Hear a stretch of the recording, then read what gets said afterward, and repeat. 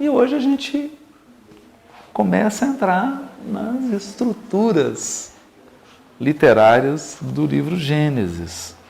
Na semana passada, a gente trabalhou sobre os temas centrais: criação, aliança, exílio, êxodo e redenção. Né? A temática central do livro de Gênesis. E de resto, de quase toda a Bíblia. E hoje nós vamos trabalhar um pouquinho sobre estrutura literária. Mas é importante a gente fazer só algumas considerações, porque como é muito novo esse tipo de abordagem, e só agora que alguns comentaristas especializados do texto bíblico estão começando a abordar essa questão literária, é importante a gente fazer algumas considerações para que as pessoas não imaginem que nós estamos, na verdade, elitizando o estudo ou trazendo algo puramente por capricho, que não tem necessidade. E não é isso. A gente imagina na vida cotidiana, por exemplo, de uma grande cidade, quando você tem que dar um endereço. Aí você fala sua rua, seu bairro, ou conhece ali as ruas do seu bairro, mas geralmente a gente dá uma referência maior. Você fala assim, eu moro na região norte, moro na região sul, moro na região nordeste, noroeste, sudeste. A gente costuma identificar os locais por região. A gente se refere à cidade tal, do norte de Minas, do sul de Minas. E assim também no Brasil. Eu moro na região sul, na região sudeste, no nordeste. E sempre a gente vai dando referências, vai ampliando. Então, América Latina, a América, a Europa. Então é natural, isso é da lei divina, porque é uma estrutura simétrica. Você tem aquilo que existe ali na sua rua, amplia para o bairro, cidade, região, estado, região do país e assim por diante. E por que a gente vai fazendo essa ampliação de coordenadas? Porque quando você precisa fazer deslocamentos mais amplos, você precisa conhecer coordenadas mais amplas. Se você vai se deslocar só na sua rua, basicamente você tem que conhecer seu endereço, seu CEP. Mas a partir do momento que você começa a deslocar, por exemplo, quem monta uma pizzaria, um negócio de sanduíche no bairro, aí ele já tem que conhecer mais ruas. Ele acaba conhecendo mais o bairro. E assim por diante. À medida que você vai tendo necessidade, você vai ampliando o conhecimento. Como o estudo de qualquer livro bíblico, do Velho Testamento ou do Novo Testamento, a questão é a mesma. Quanto mais a gente tem uma visão geral da obra, mais a gente consegue fazer aprofundamentos mais específicos, mais detalhados, mais produtivos, dessa obra. Porque conhecer o todo e ter uma visão das coordenadas gerais possibilita para a gente, ao entrar no específico, não se perder. E essa é a chave para uma boa interpretação, para uma interpretação consistente. Que a gente não perca nunca as macro-referências, né? As referências gerais. Cláudio, você ia falar? Eu estava comentando com o Júlio essa semana, que é uma metodologia, é um método de estudo, como tantos outros, mas que se aplica à necessidade de quem está buscando se aprofundar. Exatamente. Né? Exatamente. Então não quer dizer que os outros métodos não sejam eficientes, claro, mas de jeito nenhum. essa visão ampliada é necessária em determinados momentos, geralmente quando busca se aprofundar mais. Exatamente. Igual você está colocando. Exatamente. E hoje também, Cláudia, é até interessante você ter tocado nisso, porque os estudiosos evitam uma metodologia só. Isso. Né? Hoje a ideia é de que um método é uma ferramenta. Então você tem que ter uma caixa de ferramentas. Porque se você encontra um prego, você não vai usar uma chave de fenda. Você vai usar um martelo. Se você encontra uma rosca Phillips, você vai usar uma chave Phillips. Né? Então, o ideal é a pessoa ter uma caixa de ferramentas, um conjunto de métodos e ela vai aplicar o método mais adequado ao objetivo da tarefa que ela está buscando naquele momento, né? Então, por exemplo, a evangelizadora quer trabalhar um versículo específico do Evangelho, quer tirar uma mensagem, não faz sentido ela ficar com os alunos ali, olhando a estrutura geral do livro, não tem sentido, né? Ela é um completo despropósito, né? Então, foi bom você ter lembrado isso, que a metodologia ela tem que servir a gente, e não nós sermos escravos da metodologia, que isso costuma acontecer demais. A pessoa se encanta com uma metodologia, e aí, ao invés dela possuir a metodologia, é a metodologia que a possui. Então aqui a gente não faz isso. Nós temos uma caixa de ferramentas e vai sacando as ferramentas, a chave fenda, um alicate, um martelo, um serrote, de acordo com a necessidade que a gente vai, do trabalho a ser desenvolvido. Como o nosso estudo aqui é um estudo sobre o livro de Gênesis, esse é o propósito, nós estamos estudando o livro inteiro. E o livro tem 50 capítulos. A metodologia adequada de início, que nós não vamos ficar só nela, é só uma introdução, daqui a pouco a gente vai entrar nos capítulos, né? A metodologia adequada de início é uma metodologia que explora a estrutura geral da obra, para que a gente não se perca em detalhes e para que a gente tenha uma visão de conjunto, e nós vamos ver aqui o quanto que isso é belo, né? O quão rico é compreender a estrutura geral da obra, porque começa a fazer sentido, né? Você vai tendo uma visão da arquitetura. Agora tem uma outra coisa que eu não poderia deixar de dizer, que a nossa abordagem aqui, como é um estudo, ela é uma abordagem sempre intelectual.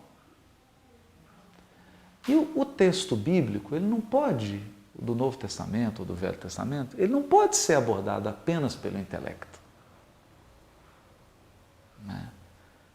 Uma abordagem completa do texto bíblico, ela tem que levar em conta aspectos emocionais e aspectos espirituais.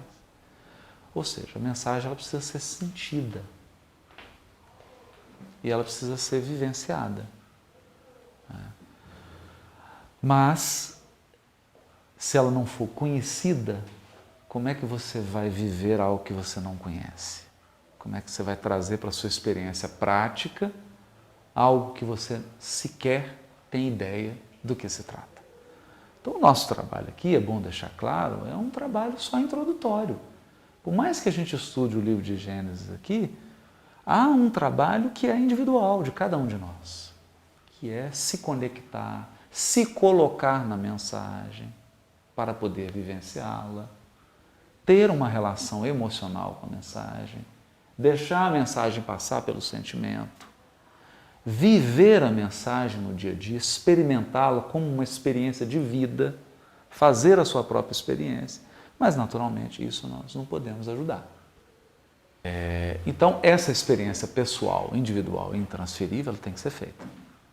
Aqui nós damos, na verdade, o primeiro passo.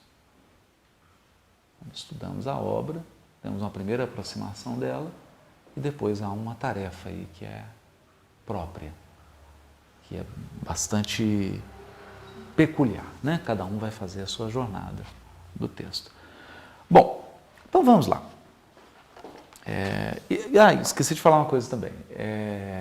E quando você vê um grande prédio, quando você entra numa igreja bonita, um prédio bonito, um jardim, uma arquitetura, existe um encantamento, uma relação artística que você tem com aquele objeto que independe de análise. E a análise, às vezes, ela nunca pode matar essa sensação do todo, né? Então, por mais que eu seja um especialista em arquitetura e faça um estudo de 20 anos sobre igrejas do período barroco, nada é igual a entrar na igreja do Pilar em Ouro Preto. A experiência de ver a igreja iluminada, isso não tem experiência intelectual, não tem análise, não tem raciocínio que vá substituir isso. Então, a gente sempre adverte aqui, é bom deixar isso muito claro, principalmente para quem está acompanhando pela internet, que não é nosso propósito tirar o encantamento do texto. É uma experiência estética. Não passa pela razão, né? Não passa pelo raciocínio estrito. Né? E é bom que não se perca isso. Acho muito importante não se perder isso. Porque senão nós vamos ficar fazendo uma experiência intelectualoide do texto bíblico. Não é o nosso propósito. Não é? Fazer uma hipertrofia do raciocínio. E perder aspectos espirituais, emocionais, estéticos, artísticos, que também compõem a experiência. Então, se nós temos 5 sentidos, se Deus nos deu 5 sentidos para fazer a experiência terrena, nós não podemos imaginar que apenas com o sentido intelectual e da razão nós vamos tirar todo o perfume, nós vamos extrair toda a beleza que está num livro bíblico. Seria uma pretensão. Uma grande pretensão. Né? Então, deixando claro a questão das ferramentas para a gente não ter nenhum excesso. Gosto muito de um pai da igreja quando ele diz assim, os excessos são coisas dos demônios. Se eu ficou exagerado em qualquer coisa, perdeu o sentido. Aqui nós temos que ter o equilíbrio. Tudo com muito equilíbrio, tudo. Mas vamos lá, para a estrutura. Bom, como a gente comentou, a gente está tirando do capítulo 5 do livro Celeiro de Redenção, editado pelo C, é um artigo em que a gente escreveu sobre estrutura e demos exemplo do livro de Gênesis. Então, o esquema já foi, inclusive, colocado à disposição e está o livro aí para quem quiser acompanhar isso que a gente falou. Aí eu gostaria de explicar algumas coisas aqui. Não é? A primeira, eu vou começar pelo fim. Porque quando a gente falou de estrutura literária, baseado nas pesquisas que fizemos, são 5 níveis. Então vamos começar pelo último, que é o mais geral, que é o nível da composição. O geral. O que tem no nível da composição?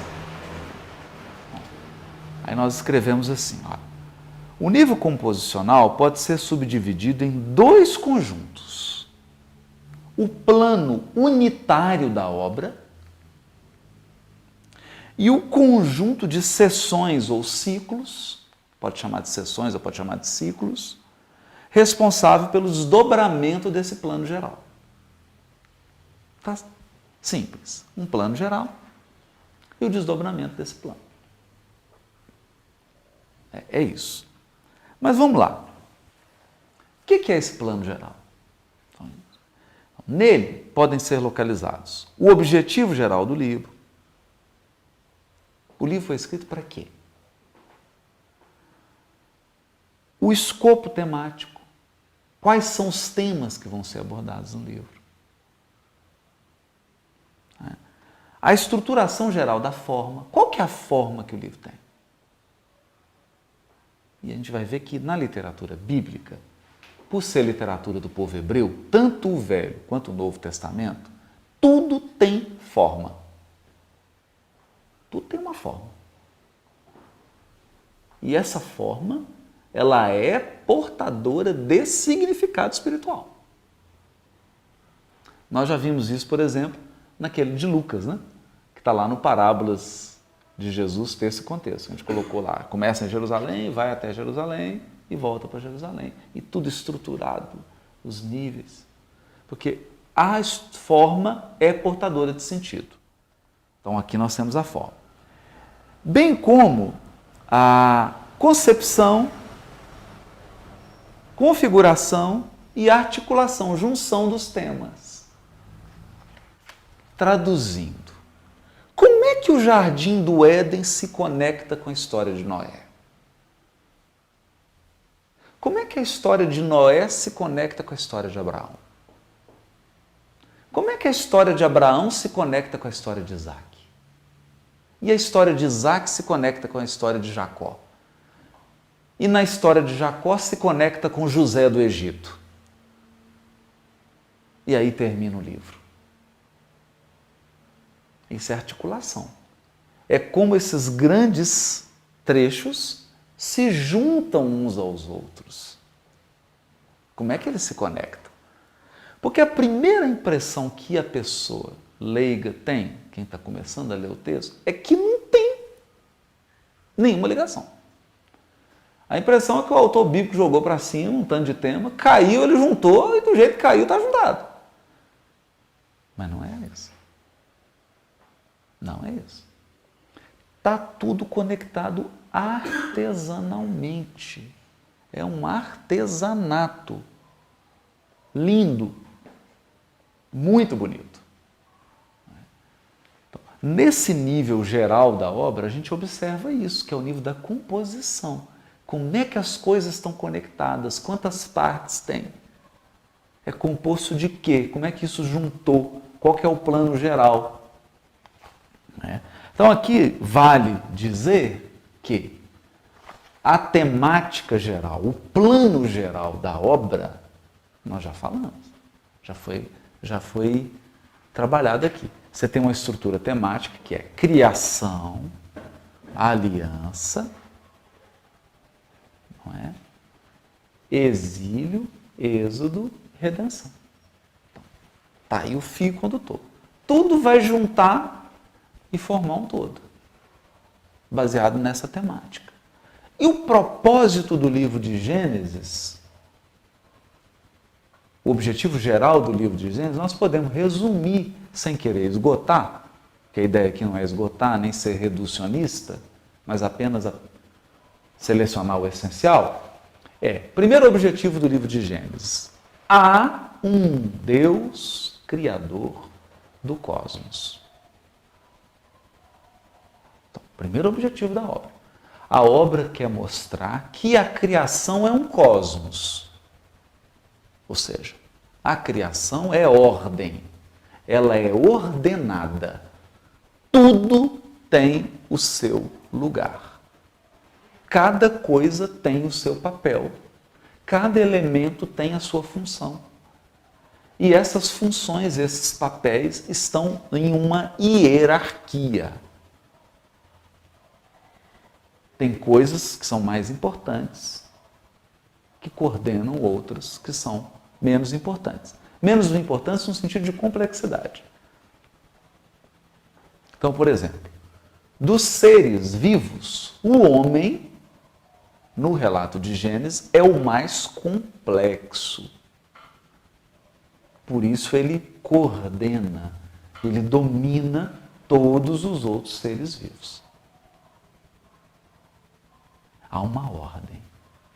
O livro dos Espíritos vai se referir a essa ordem quando fala do objetivo da encarnação. Tem essa pergunta lá, não é?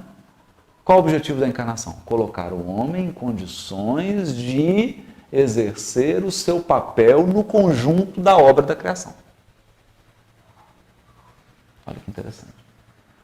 A criação é ordenada, é um cosmos, e ela possui uma causa primária, uma inteligência suprema, um Criador. Está isso lá. Mas tem uma outra mensagem, que é importantíssima. Importantíssima. Porque quando eu falo de Criador, eu estou enfatizando o seguinte, gente. Deus é infinito, nós já falamos sobre isso. O livro vai destacar isso. É impossível compreender Deus plenamente, nós seres humanos. Porque seria o relativo querer entender o absoluto. Não tem jeito. Deus é transcendente. Então, para expressar Deus, a gente usa uma linguagem que é uma linguagem humana. Então, a primeira coisa que é preciso incorporar que não é adequado fazer uma leitura literal do livro de Gênesis. Porque aqui eu tenho linguagem humana tentando compreender aquilo que é infinito, absoluto. Então nós temos que considerar as limitações da linguagem humana. É o que os espíritos, a todo momento, no livro dos espíritos, falam para Kardec. A vossa linguagem é limitada para expressar certas coisas. Para nós as palavras nada importam, o que vale é a intenção. Entendei-vos quanto às palavras. Vossas controvérsias são fruto de não vos entenderem quanto aos termos que vocês usam. Toda hora eles estão dizendo isso. Ou seja, como se eles estivessem advertindo que eles estão trazendo ideias, não palavras. Palavras são embalagens. E é muito comum, isso é muito comum, as pessoas ficarem presas ao rótulo, presas à embalagem e não conseguirem extrair a ideia que está empacotada. A ideia que está empacotada. É importante a gente ir para a ideia, para os conceitos, para os princípios e nos entendermos com relação às palavras. É interessante isso, né? Até porque, olha só, o Livro dos Espíritos foi escrito em francês. Não é? E se você tiver que traduzir ele para chinês?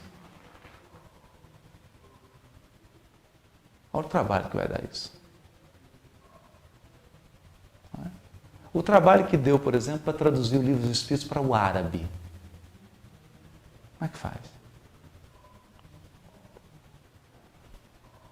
Não é? Então a gente não pensa nisso. Está escrito em francês.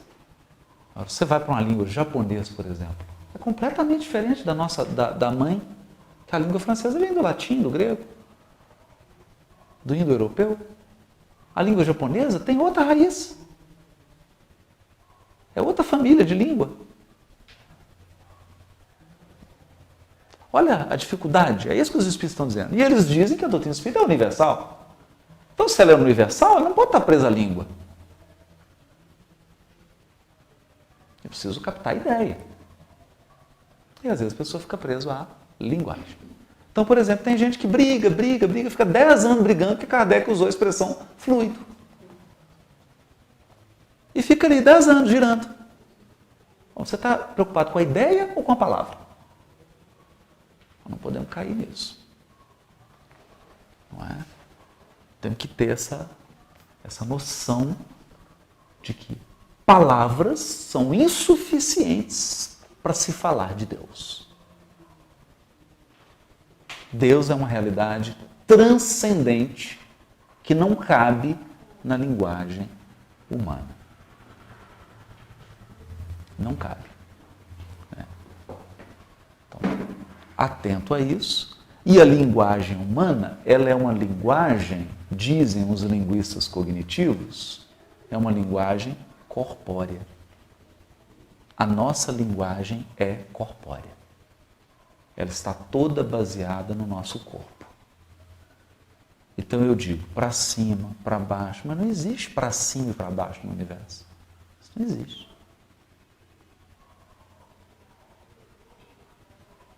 Eu digo não tem. Então nós fazemos a experiência do mundo através do corpo.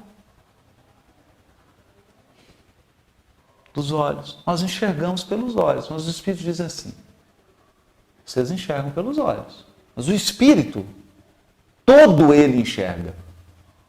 E agora? Já imaginou você enxergando 360 graus ao mesmo tempo? Para cima, para baixo, para os lados, para frente, para trás, para tudo. Você vendo tudo ao mesmo tempo? Qual seria a nossa linguagem? Imagina, se você todo enxergasse, como é que você entrava numa rua? Falava assim, vira à direita? Direita de quê?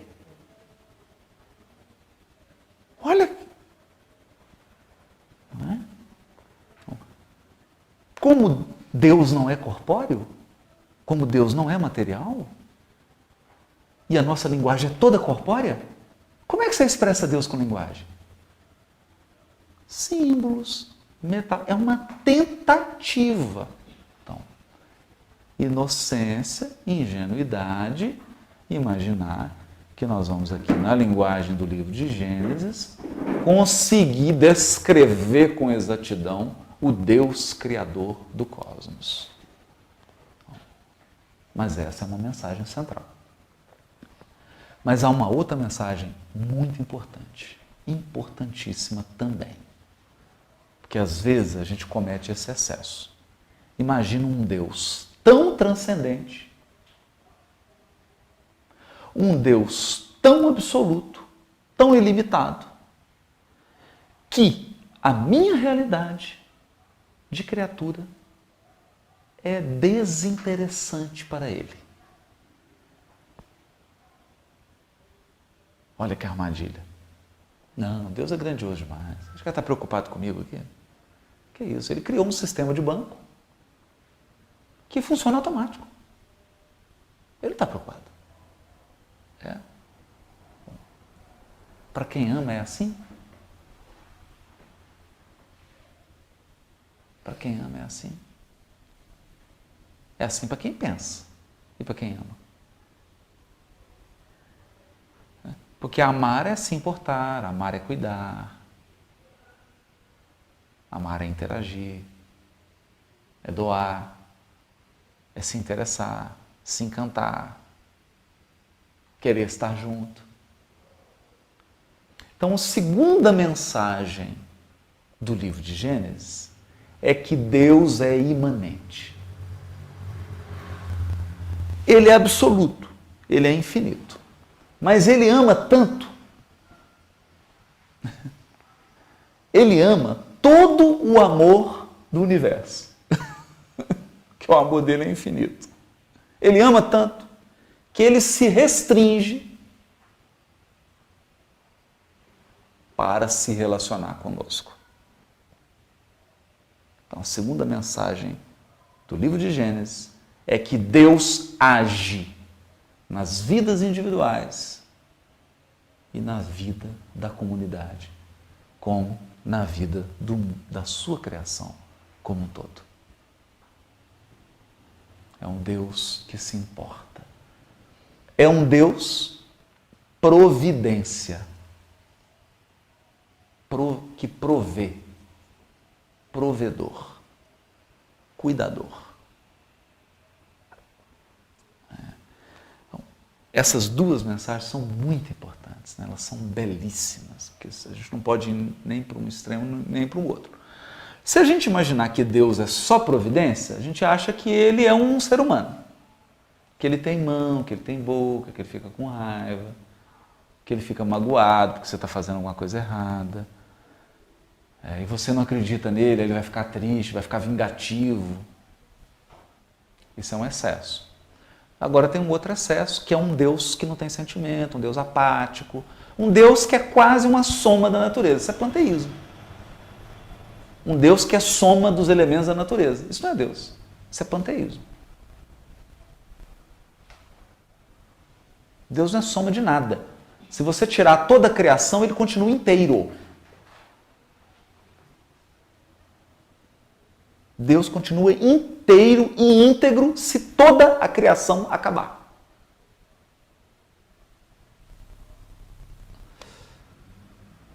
É importante isso. Ter essa dimensão. E aí a gente encontrar um meio termo. Para a nossa compreensão. Para a nossa compreensão. Que à medida que a gente vai ampliando, a nossa evolução, a nossa percepção também se amplia. Então essas são as duas mensagens centrais. Esse é um nível. É o plano geral da obra.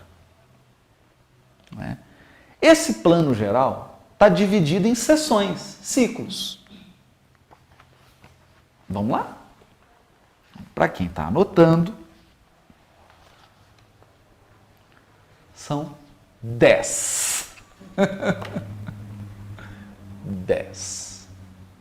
Aqui tem uma coisa bonita. Aqui. É uma coisa muito, muito, muito bonita.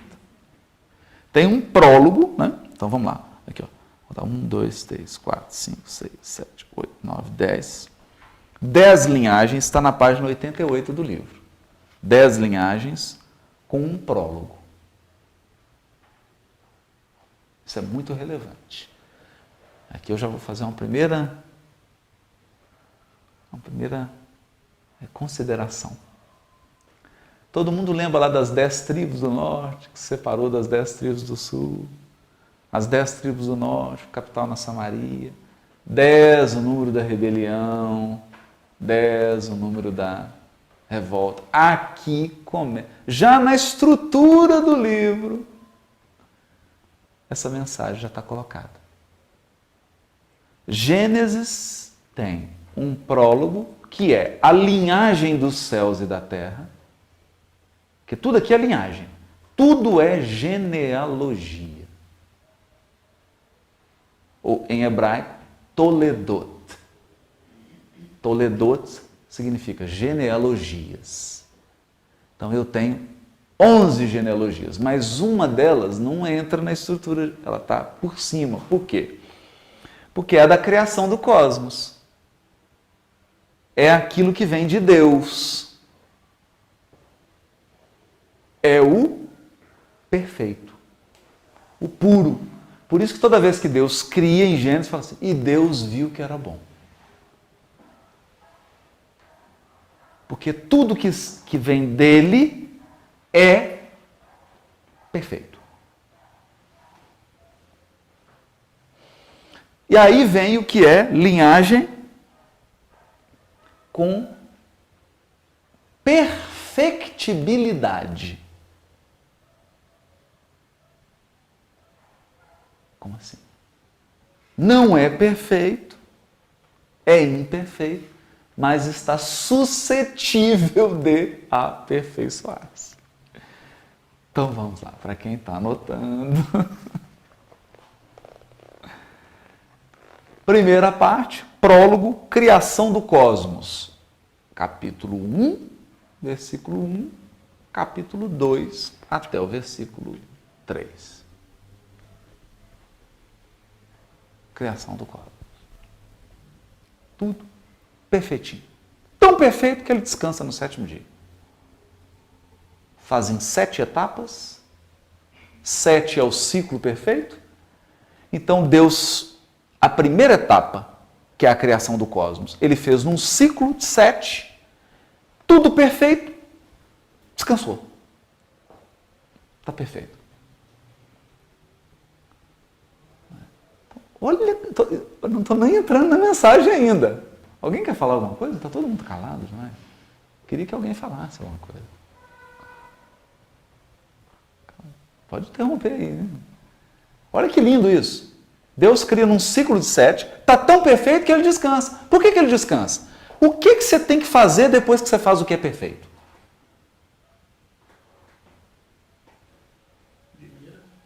Descansa. Não fazer mais nada? Perfeito. Então é lindo isso. A parte que compete a Deus, que é a criação do cosmos, que é o prólogo do livro de Gênesis, capítulo 1, versículo 1, até 2, versículo 3, está perfeito. Está criado perfeito. Aí vem, depois, capítulo 2, versículo 4, ao capítulo 4, versículo 26, a genealogia dos céus, da terra e do homem. Mas dos céus? Deus não criou os céus perfeitos? Não criou a terra perfeita? Não criou o homem perfeito?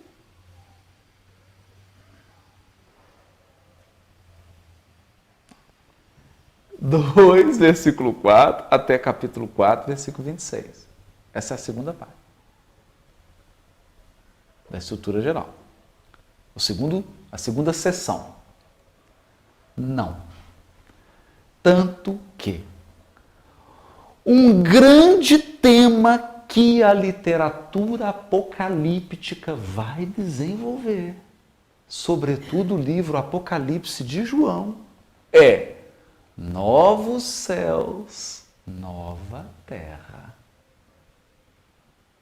Então, céus, a primeira terra e o primeiro homem não são perfeitos, são perfectíveis, sujeitos à perfeição, aperfeiçoáveis, aprimoráveis ou em evolução.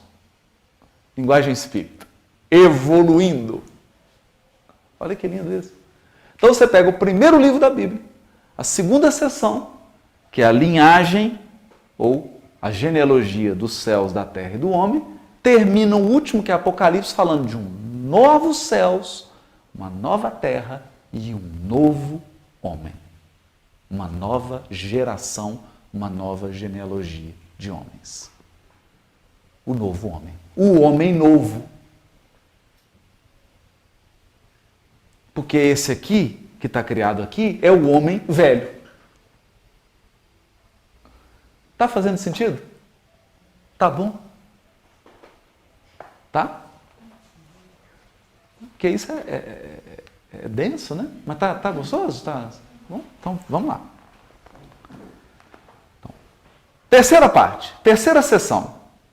Capítulo 5, versículo 1 a capítulo 6, versículo 8. Lembrando que está na página 88 do livro Cereja de Redenção. Né? Linhagem de Adão. Genealogia de Adão. Que é o primeiro homem. Então, estão percebendo que é um voo e ele está...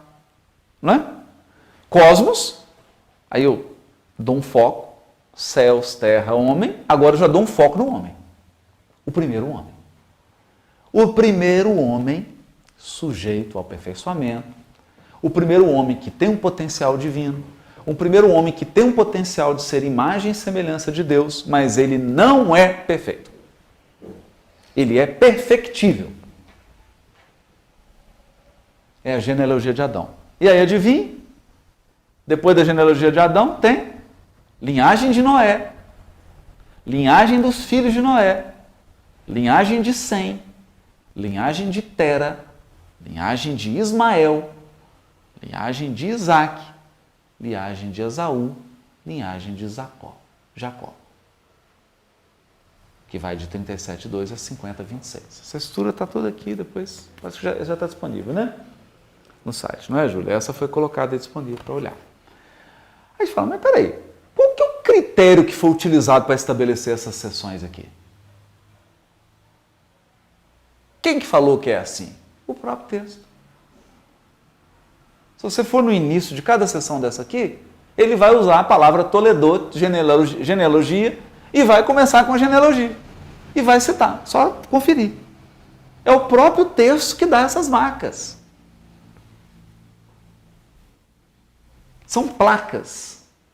Tipo assim, quilômetro 30, quilômetro 50, quilômetro 100. É o próprio texto. Né? Depois cada um pega em casa a Bíblia, né? Abre, dá uma olhadinha que vai encontrar no texto. É o texto que vai dizer sobre isso.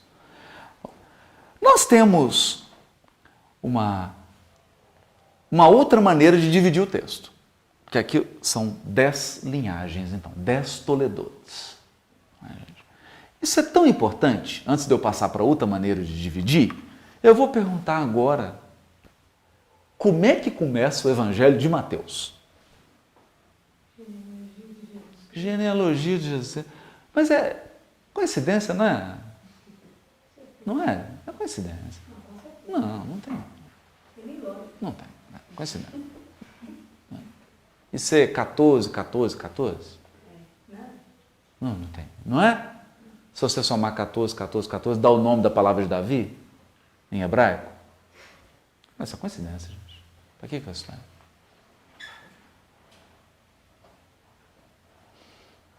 Então, a gente volta a dizer. Os livros bíblicos foram escritos por artistas, artesãos, camponeses, poetas e artesãos. Isso aqui é artesanato. Ou se eu for falar na linguagem nordestina, em homenagem à Natália, isso aqui é literatura de cordel. é artesanato. Não é à toa que Mateus começa o seu evangelho com a genealogia, porque ele está imitando a estrutura literária do livro de Gênesis. Isso aqui o nenenzinho mamava no peito da mãe e a mãe já cantava essa estrutura para ele. A criança mamava ouvindo isso aqui.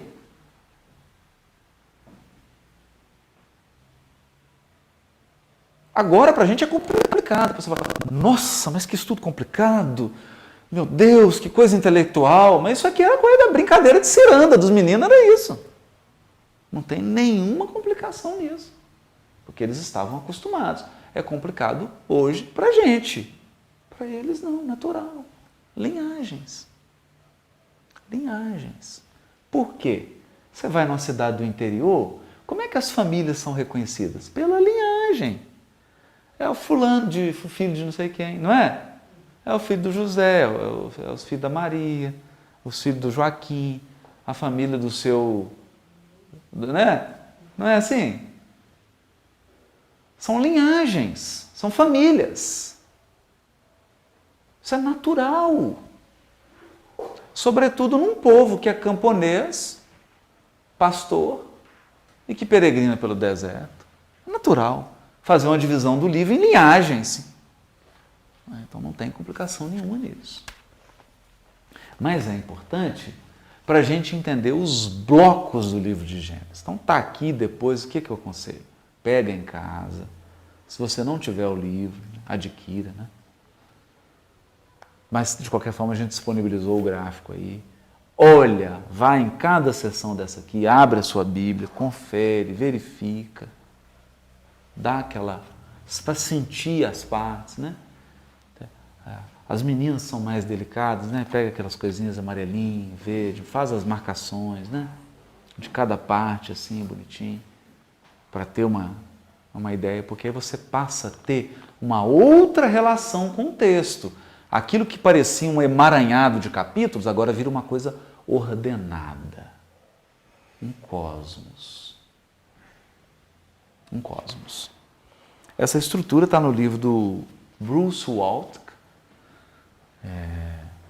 que está citado aqui na bibliografia, e tem uma outra forma, que é o Hensberg, que divide, aí ele já divide por formato literário interno. É uma coisa mais complicada, eu não vou mencionar isso agora, não tem. Depois, quem quiser ler aqui o capítulo, está explicadinho, mas é uma maneira interessante também.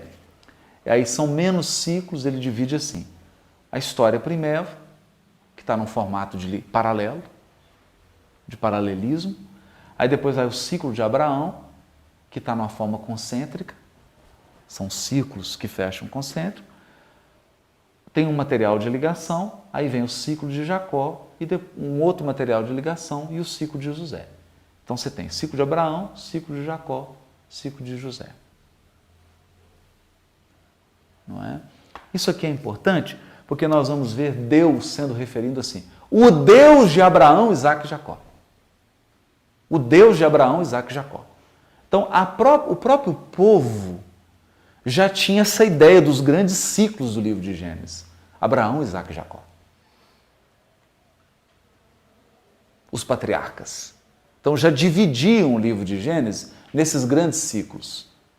Não é? A história primitiva, que é o Adão e Noé, né? Abraão, seu filho Isaque e Jacó. São grandes ciclos e a gente vê que isso tem realmente uma fundamentação, inclusive literária. Porque a maneira da narrativa, ela muda de forma. Então você pode fazer narrativa paralela. Vou dar um exemplo de narrativa paralela. No meio do caminho tinha uma pedra. Tinha uma pedra no meio do caminho. Agora, a narrativa concêntrica é quando você faz uma afirmação geral, aí você repete a mesma afirmação e acrescenta um dado, aí repete a mesma e acrescenta outro dado, aí vai repetindo e vai fechando o ciclo. Cada vez que você repete, você põe um detalhe novo. Isso é chamada narrativa concêntrica. Por exemplo, quem quiser checar, capítulo 8 do Evangelho de João, quando fala, eu sou o pão da vida. Aquilo tem uma narrativa concêntrica. Tanto que a pessoa lê e fala, não, isso aqui é repetitivo. Você está repetindo a mesma coisa? Parece, não está. Está mesmo. É uma espiral, cada vez que ele repete, acrescenta um dado. Isso é uma forma muito importante da literatura bíblica. Pois bem, essa é a forma geral. Esses são os ciclos, ou seções gerais do livro de Gênesis. Mas agora nós temos que passar por um outro elemento. E quando eu pego, um ciclo, e se eu dividir um determinado ciclo, o que vai dar? Aí nós vamos entrar num outro conceito aqui, que são os atos e as cenas. Cenas. Aí aqui fica igual filme, igual teatro. Igualzinho, teatro que vai gostar. Então, olha que interessante. O que são atos? Você pega numa seção, então pega na seção lá, vamos supor, linhagem de Adão, que está no capítulo 5, versículo 1, até o capítulo 6, versículo 8. Se você pega esse trecho, você consegue dividir ele em primeiro ato, segundo ato, terceiro ato. Se você pega um ato, aí tem lá cena 1, cena 2, cena 3. Vou dar um exemplo aqui que vai ficar mais claro. Vamos pegar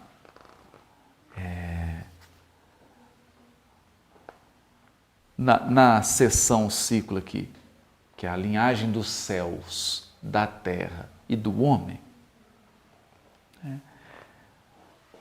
Vamos dividir em atos. Isso está na página 89, tá? Tem 3 atos.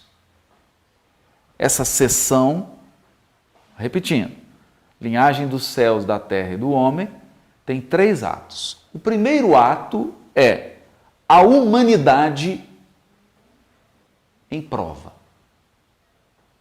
A humanidade sendo testada, ou a provação da humanidade.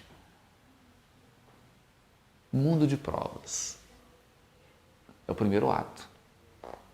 Segundo ato, a queda e o mal. Não passou no Enem.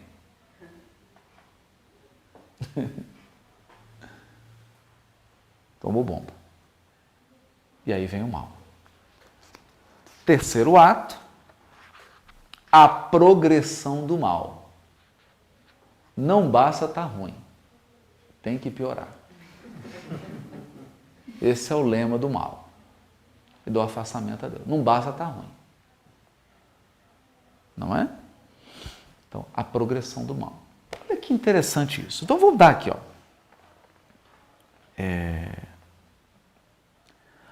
A humanidade em prova, o ato 1, vai do capítulo 2, versículo 4, até o versículo 25. O ato 2, que é a queda e o mal, vai do capítulo 3, versículo 1, até o versículo 24. E a progressão do mal vai do capítulo 4, versículo 1, até o versículo 26. Então, nós temos um trecho inteiro, que é do capítulo 2, versículo 4, até capítulo 4, versículo 26, que é exatamente a seção chamada linhagem dos céus, da terra e do homem. Céus, terra e homem. Essa seção, vocês lembram, são 10 seções, mais uma, né? São 11 seções. Criação do cosmos, a primeira linhagem dos céus, da terra e do homem. Essa primeira linhagem está dividida em 3 atos. Olha que interessante isso. E aí você pega, é interessante estudar assim, né? Porque quando eu vou estudar, por exemplo, essa linhagem dos céus, da terra e do homem, eu já olho esses 3 atos. Olha, a humanidade em prova, a queda e o mal e a progressão do mal. Vamos pegar um ato agora, vamos pegar o primeiro ato. A humanidade em prova, em teste, fazendo o Enem. Tem 2 cenas e um epílogo. 2 cenas. A primeira cena, o homem, o jardim e o mandamento. Segunda cena, a mulher e o matrimônio.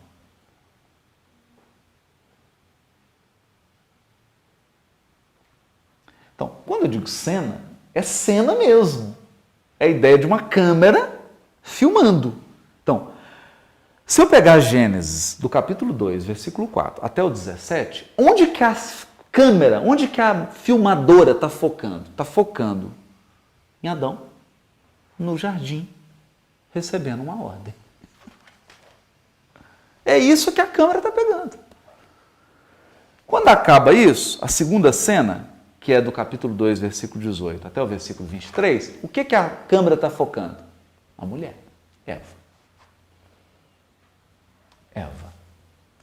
A mulher e a relação dela com o homem.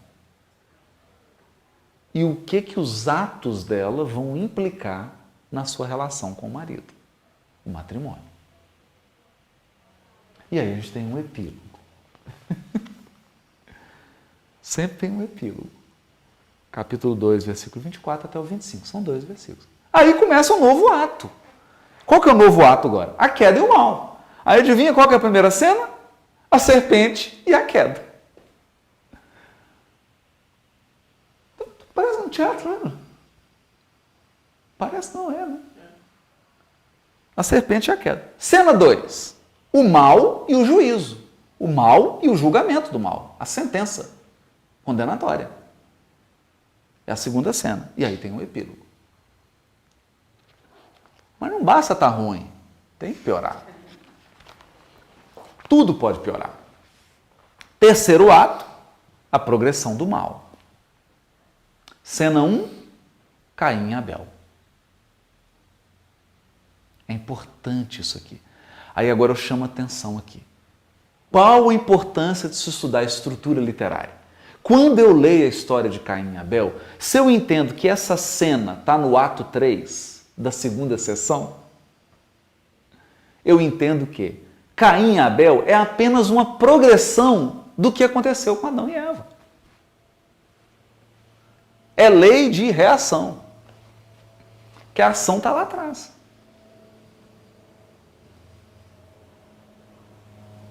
A ação foi descrita antes. Aqui é a reação. Caim e Abel. Cena 2, Lameque. O negócio piorou.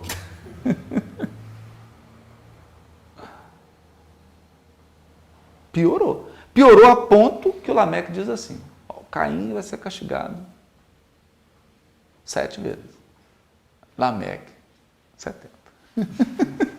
Então é uma progressão. Já começa uma progressão do mal. E aí tem um epílogo. Encerrou a sessão. Então a sessão Genealogia dos céus, da terra e do homem tem 3 atos. Cada ato aí tá com uma... Cada um tá com 2 cenas, né? Tá simétricozinho, né? Olha que bonito, né? Tudo simétrico, né? Cada ato com 2 cenas e um epílogo. Tudo bonitinho. Caim é 7 vezes. A posição dele é 7, Lameque é 70. Não é isso? Ô, Tem Jana. alguma coisa a ver lá? Tem com 70 vezes 7, do perdão. Tem. É daqui que sai. É daqi que sai. Tá lá no 3. Jana. Você foi bem, você foi lá, não é? Não, é o contrário. 70 vezes já está aqui, né? 7 vezes se tomará a vingança de Caim. De Lameque, porém, 70 vezes 7. Progressão. E aí vem Jesus ensinando o perdão 70 vezes 7, que é na proporção da progressão do mal. Então, qual que é a medida do perdão? A mesma proporção da progressão do mal. Se o mal for assim, o perdão é assim. Se o mal for assim, o perdão é assim. Na mesma medida da progressão do mal. Não tem ingenuidade no texto bíblico. Tem ingenuidade do leitor bíblico.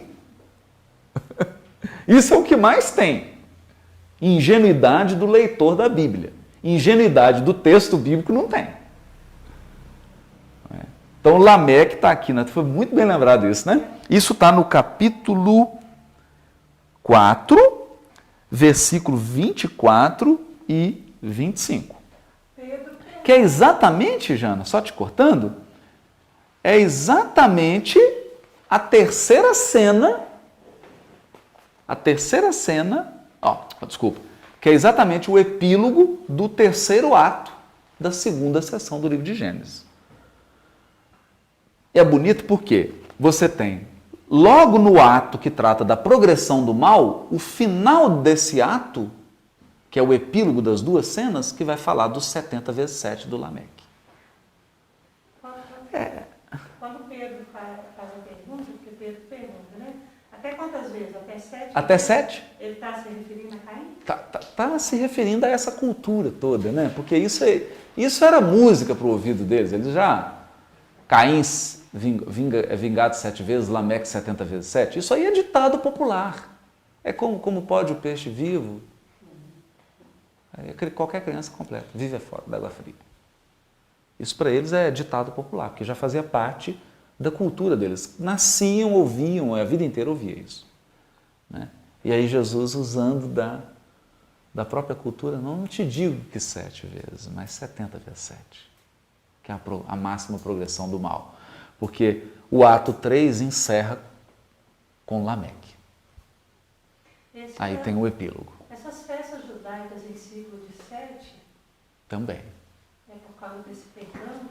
Não, aí eu acho que ela é por causa do ciclo da criação, que é a primeira sessão do livro de Gênesis, que é a criação do cosmos, que ela se dá num ciclo de 7.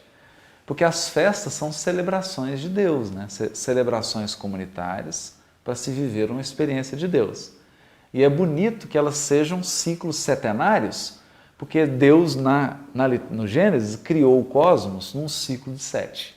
Que é o ciclo perfeito. Que é o ciclo perfeito. Que o 7 é o número perfeito do ciclo. Do ciclo. Quando o assunto é tempo.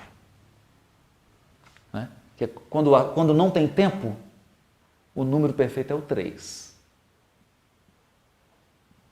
Quando tem o tempo, é 7. Mas vamos esperar, calma. Isso aí é lá para frente, né? São cenas dos próximos. Cenas dos próximos atos. Das próximas sessões. Estão gostando? Está gostoso? Não é interessante? Claro que eu estou aqui só falando, que eu estou explicando um pouquinho, mas no livro está com o gráficozinho, com os versículos todos. Vale a pena pôr o pãozinho de queijo passar, fazer aquele cafezinho, sentar com calma, fazer uma prece, olhar com calma para saborear, porque isso aqui é obra de arte. Meu coração fica dolorido quando vejo alguém pegando isso aqui, interpretando literalmente, porque é um crime.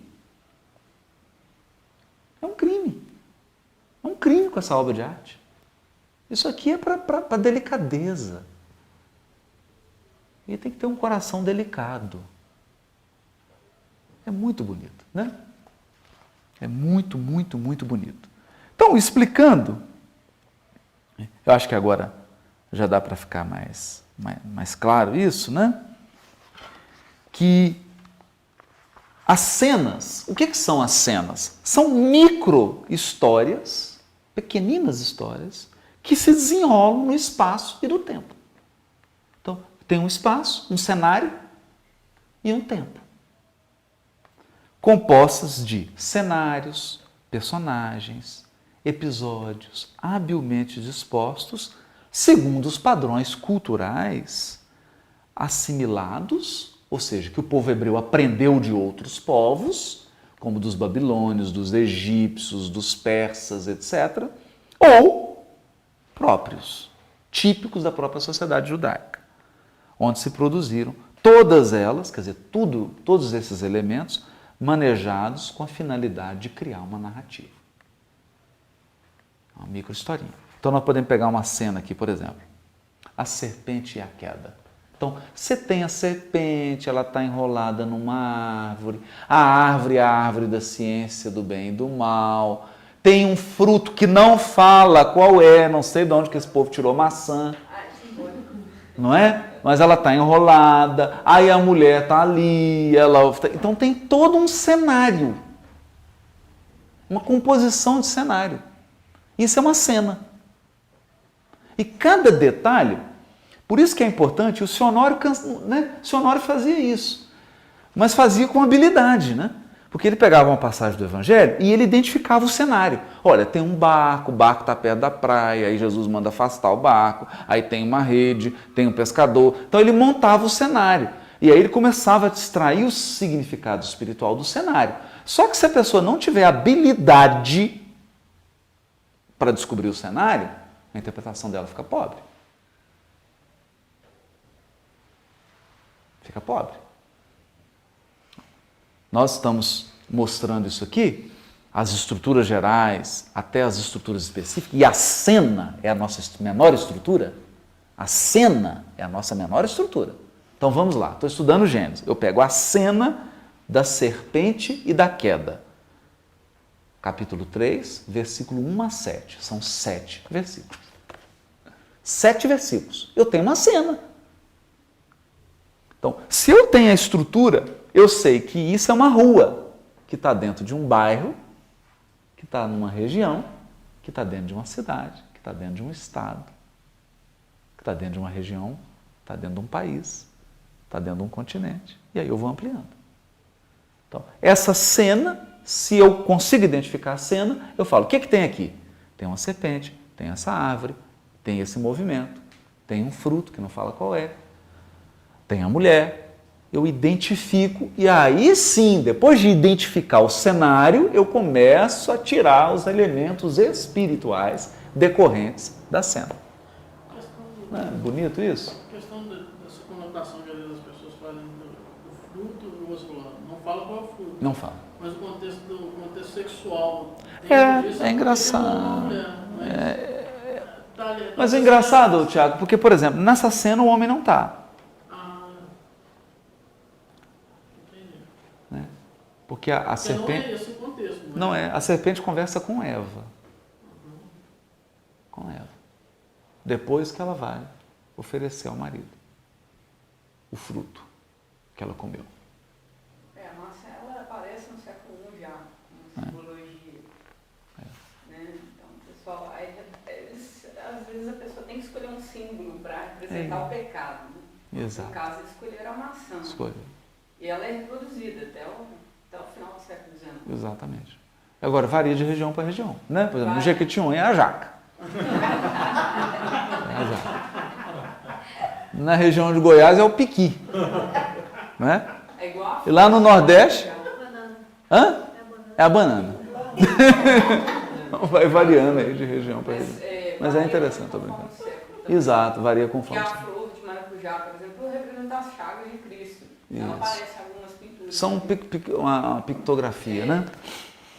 Então é isso. Olha só, quando a gente define essa estrutura mínima que é a cena, que faz parte de um ato, o ato faz parte de uma sessão. Juntas sessões, eu tenho um livro. É isso. É isso. Evidentemente, não precisa nem dizer que uma cena é composta de períodos, orações. Orações são compostas de palavras. Mas aí eu acho desnecessário dizer isso, porque aí Deus nos perdoe, né? Aí é muito óbvio, né? Não precisa entrar nisso. Então eu vou parar aqui na cena, para descer que tem período, que tem oração, que tem frase. Mas tem. Porque essas cenas, elas são articuladas com palavras. E as palavras não estão soltas, elas estão em orações. Essas orações subordinadas, coordenadas, formam fios, e esses fios se entrelaçam e formam uma tapeçaria. Ou, se você quiser, são luzes que se entrecruzam e formam fotografias. Cada cena é uma fotografia. Eu vou juntando fotografias, vou tendo atos. Vou juntando esses atos, vou tendo sessões, e eu junto sessões, eu tenho livro. É isso que a gente gostaria de enfatizar na estrutura. A gente tem aqui a estrutura. Nós vamos estudar o livro de Gênesis não por capítulo. Eu falo, mas não! Por que não? Magoei. Achei que o estudo ia ser por capítulo por versículo. Bom, então eu tenho uma péssima notícia. Quem for cardíaco, por favor, tome o remédio. Tome uma água frutificada. Se prepare para a notícia que eu vou dar. Esse livro foi escrito há mais de 3.000 anos.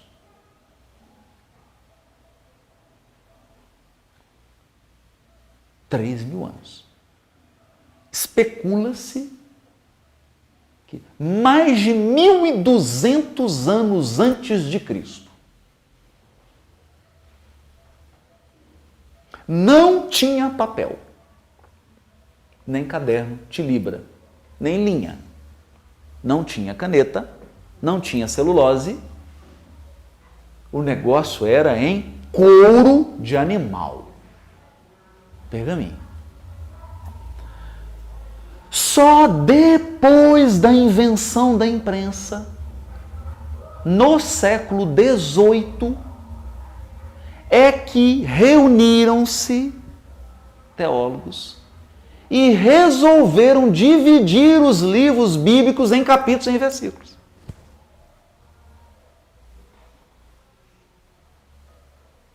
Em 1700 e pouco. Século XVIII. Então vamos imaginar. Na época de Alcione, não tinha texto bíblico com capítulo e com versículo.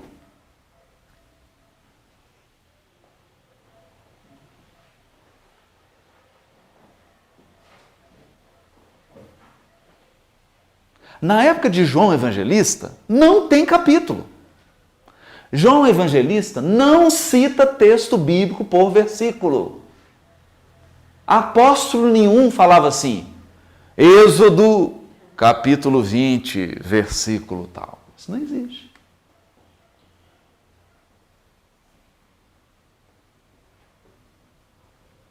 Alcione 1680, ela pegou já, ela estava ali na época em que esse negócio estava sendo criado. Mas o padre fala para ela não pegar um pedação do texto. Não pegar um pedação. Bacana você ter falado isso, né? E, inclusive lá no texto diz assim, um versículo, né? Porque é o diminutivo de verso. O diminutivo de verso. Estava se referindo a uma Estava se referindo, em vez de você pegar um tamanhozão, você pega um pedacinho menor. Uma frase, uma pequena estrutura, não é? Porque isso sempre teve. A divisão do texto em pedacinhos pequenos sempre teve. Mas numeração, Mateus capítulo 5, versículo tal, isso é posterior. O texto não era assim. É tão curioso isso, porque quando a gente pega, por exemplo, pergaminhos da Bíblia hebraica, gente, não tem nem vírgula. Aliás, eu tenho uma outra péssima notícia para dar. Não tem separação entre as palavras.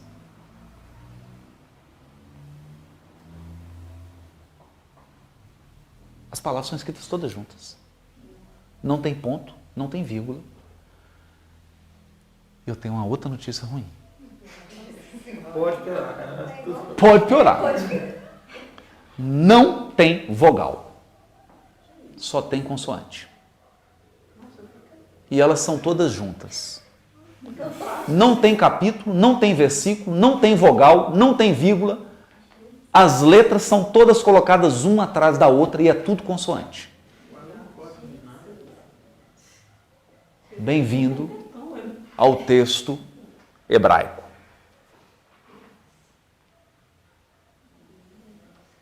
O trabalho no caso da Bíblia hebraica, Velho Testamento, o trabalho de dividir, o trabalho de colocar vogal foi feito quase 1000 anos depois de Cristo.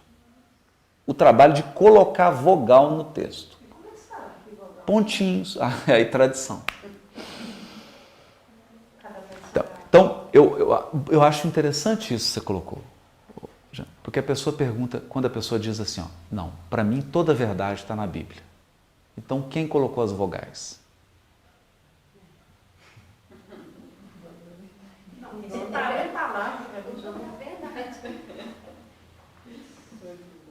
Quem colocou as vogais? Porque elas foram colocadas 1000 anos depois de Cristo, pelos maçoretas, sábios do Tiberíades.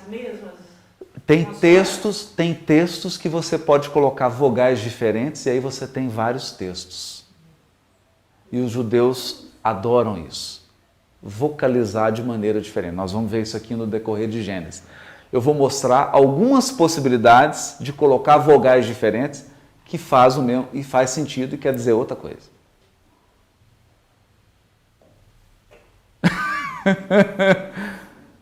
Tem gente que não vai dormir hoje, né? A maninha Aila deve estar delirando aí. Então, a pessoa fala, não, tudo está na Bíblia, só a Escritura. Quem colocou as vogais? Do Velho Testamento. Quem colocou as vogais? Sábios maçoretas 1000 anos depois de Cristo. Ou seja, como é que o texto foi transmitido? Tradição oral. Não estava no texto. Por isso você tinha que ter um mestre. Por isso você tinha que ir para os pés de um mestre e estudar com ele. Porque nem vogal o texto tinha, nem separação entre as palavras. Agora, o mais curioso é o seguinte, eu vou mostrar esses versículos aqui. Tem alguns versículos que você pode separar as consoantes de maneira diferente. Dá verbos diferentes. E faz sentido. Então hoje, quando alguém pega uma Bíblia em português, dividida em capítulos, dividida em versículos, com vírgula, com pontos de exclamação, isso, gente, não é de Moisés. Moisés não tem nada a ver com isso. Cuidado. No texto verdadeiro em hebraico, é uma consoante do lado da outra. E é da direita para a esquerda. Que não pode ser simples. Tem que ser. O negócio é complicado para valer. Não é assim. Você tem um número de letras na horizontal e um número de letras na vertical. Por que isso? Porque o escriba recebia por letra. Vocês imaginavam que ele ia ficar contando todas as letras. Então já tinha um número de letras na horizontal, um número de letras na vertical. Ele multiplicava, já sabia quantas letras por página, por pergaminho. Cada pedaço de pergaminho que ele entregava, X letra, dava meu dinheiro.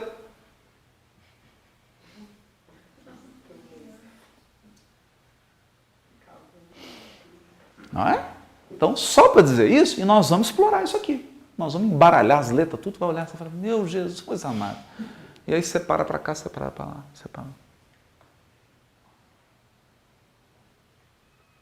Não é? Então, nós temos isso, por exemplo, com um texto célebre do Novo Testamento. Então, vamos lá para o Novo Testamento. Grego, também não tem.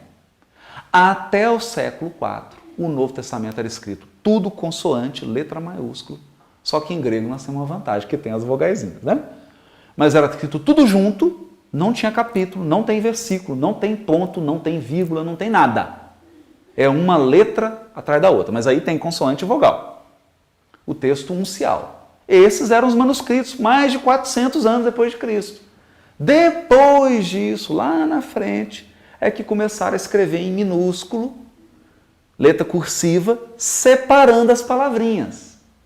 Mas é muito depois. Primeiro escrever em minúsculo, tudo junto, depois começaram a fazer abreviatura, depois separar a palavra. Muitos séculos depois. Então nós temos um problema célebre. Por exemplo, Jesus conversando com o bom ladrão. O que ele disse? Em verdade te digo, hoje estarás comigo no paraíso. Como é que pontua isso? Em verdade te digo, hoje estarás comigo no paraíso, ou te digo, hoje estarás comigo no paraíso? Qual que é a frase?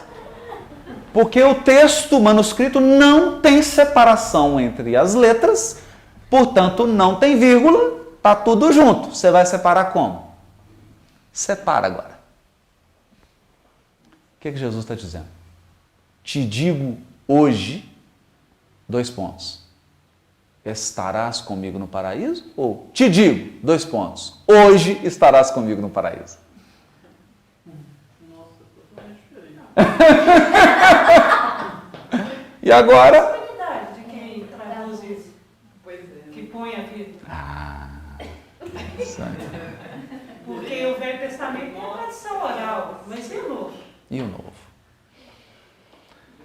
E o novo? É isso aí. Então, por que nós estamos trazendo isso aqui? Para perder a ingenuidade da tradução. A pessoa está andando com a tradução em português e tendo certezas. Ou quando ela não faz assim, mas no latim está escrito isso. E quem disse que o Novo Testamento foi escrito em latim? Latim é uma tradução feita no século IV. O Novo Testamento foi escrito em grego. O que você está me vindo com latim? Nós estamos falando de Dante Alighieri, você está me vindo com a tradução em inglês? O texto está em italiano? Qual que é o sentido disso? Né? E para encerrar todas as más notícias da noite, eu prometo encerrar, João Ferreira de Almeida desencarnou. Porque alguns espíritas acham que o João Ferreira de Almeida está vivo. Fala, tradução do João Ferreira de Almeida. Ele desencarnou. Desencarnou. Em 1680.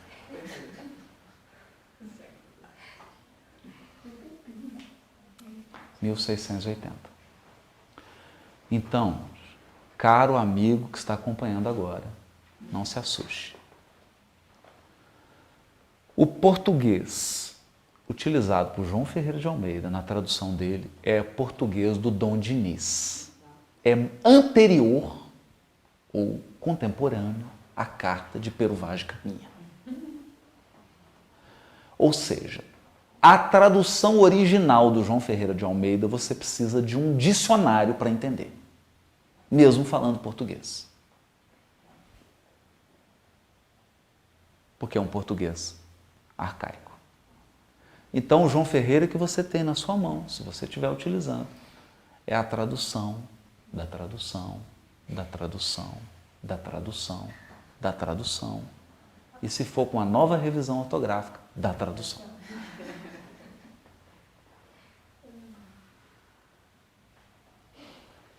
Isso é para a gente entender como que o assunto é sério. Por exemplo, isso está acontecendo agora conosco, espíritas. Paulo e Estevão foi psicografado. Se você pegar a primeira edição do Paulo e Estevão, e quem tiver aí quiser doar para você, que nós estamos montando um museu com todas as primeiras edições de todas as obras do Chico, nós vamos montar um museu no C, vamos digitalizar, e vai ter lá uns iPads, um projeto para a gente preservar a memória. A primeira edição do livro Paulo e Estevão, o português que está lá é português com PH. Algumas palavras têm PH. Não é o português de hoje. Então, ler o Paulo e Estevão na primeira edição, que é a edição psicografada, já é difícil para nós hoje. Porque não é o nosso português. Imagina daqui 300 anos. Um brasileiro não vai conseguir ler Paulo e Estevão na primeira edição. É assustador isso, não é? Mas é bonito, não é? O que eu estou te dizendo é o seguinte: daqui 300 anos, nós vamos precisar de uma tradução do Paulo e Estevão.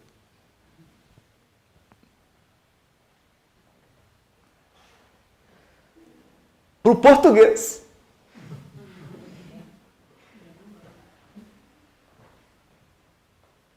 É maravilhoso, né? Então, a gente está montando essa ideia de montar um museu do ser, é para preservar, porque se algum amigo de Paulo tivesse tido a ideia de guardar as cartas originais e montar um museu, hoje nós teríamos originais. Não teve ninguém que teve essa ideia. Ninguém guardou as cartas. Nenhum texto do Novo Testamento tem o original. Só tem cópia.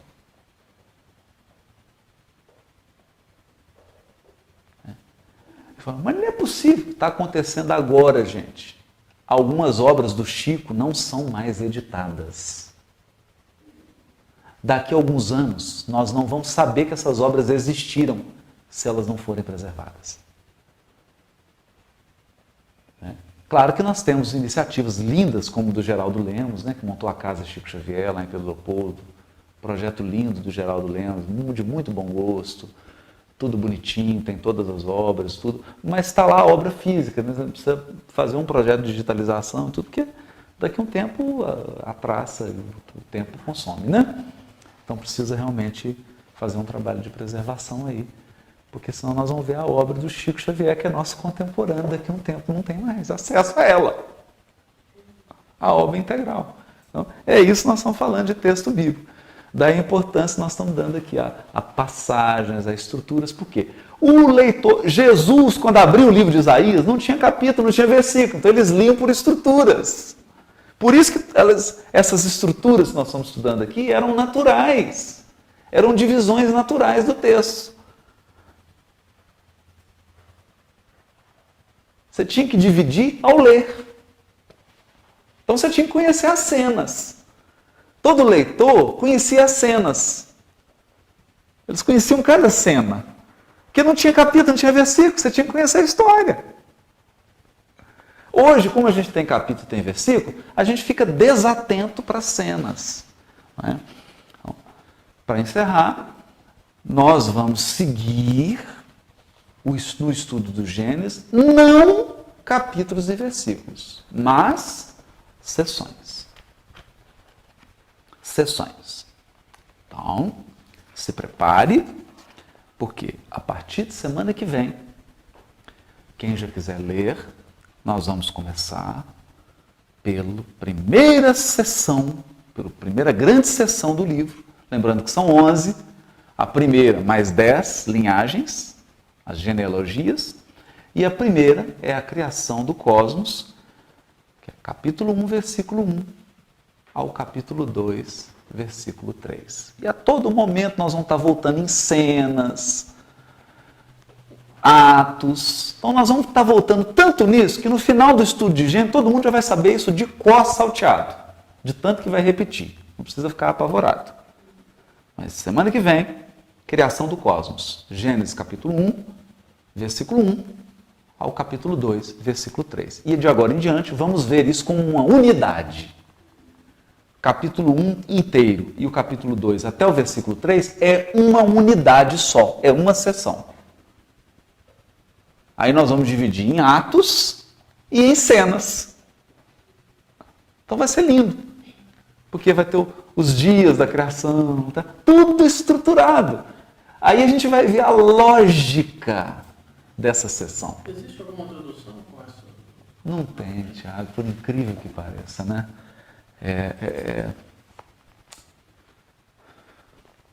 Não tem. Você está traduzindo. O velho ainda não. Tô no novo. Fica a dica. Hashtag, fica a dica. Hashtag, fica a dica, né? É porque, mas sabe o que acontece, Thiago? Porque você pode dividir em diversas estruturas dependendo do enfoque que você dá. Então, se você já traduz colocando naquilo, é como se você estivesse formatando, né? Oh, meu Deus, já enviaram aí no mundo maior. Nossa, coisa linda. Nós já estamos recebendo as primeiras edições de todas as obras. Esse museu vai ficar maravilhoso, vai ficar maravilhoso. Nós vamos ter todas as primeiras edições, vamos digitalizar. Não para comercializar, evidentemente, para ferir direito autoral, né? Tudo dentro da lei de direito autoral, gente. Fiquem tranquilos, né? Tudo dentro da lei. É armazenado como museu, isso pode, né? Se não pudesse, não existia biblioteca, não é mesmo? Então, a biblioteca digital está lá disponível, não pode copiar, é só o uso, o acesso no local, né? Tudo resguardado os direitos autorais, mas fazendo aí o resgate desse acervo, dessa obra. E semana que vem a gente já entra na primeira sessão, Criação do Cosmos, que é maravilhosa, vamos ver os atos. Então a gente sempre vai ver a estrutura geral da sessão, fazer alguns comentários gerais e entrar nas cenas. E o bonito é que a gente já vai criando a tradição de deixar as cenas na memória. Que isso é bonito, né? Então, o primeiro dia, o que foi criado? O segundo, o terceiro, o quarto. Isso é importante porque isso dá para a gente um piso de leitura bíblica. Um piso. E aí o texto, principalmente o Novo Testamento, começa a fazer mais sentido, né? E espero que vocês tenham gostado. Desculpem aí que hoje ficou um pouquinho mais difícil, porque tem que falar dessa parte mais técnica, né? Mas era muito importante falar sobre isso. E ao longo de todo o estudo nós vamos voltar nisso, então isso vai ficar claro. Se você não entendeu, leia o texto, fique tranquilo, vamos repetir tantas vezes que isso vai entrar no cotidiano e vai virar uma coisa natural. E espero que vocês estejam gostando dessa experiência que é o livro de Gênesis. Né? Alguém quer falar alguma coisinha para encerrar ou podemos fazer a prece? Denso? Rafael, você faz a prece para a gente?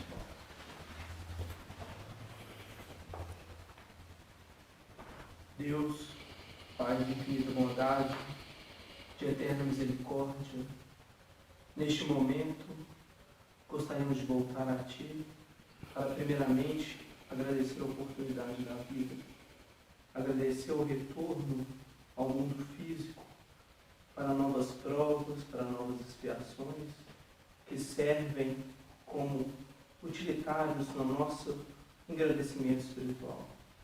Agradecemos em especial pelo encontro de hoje, que os esclarecimentos, os ensinos possam sair da nossa intelectualidade para entrar nos nossos corações. Obrigado, Pai, mais uma vez por tudo e ser conosco, hoje, agora e por toda a eternidade.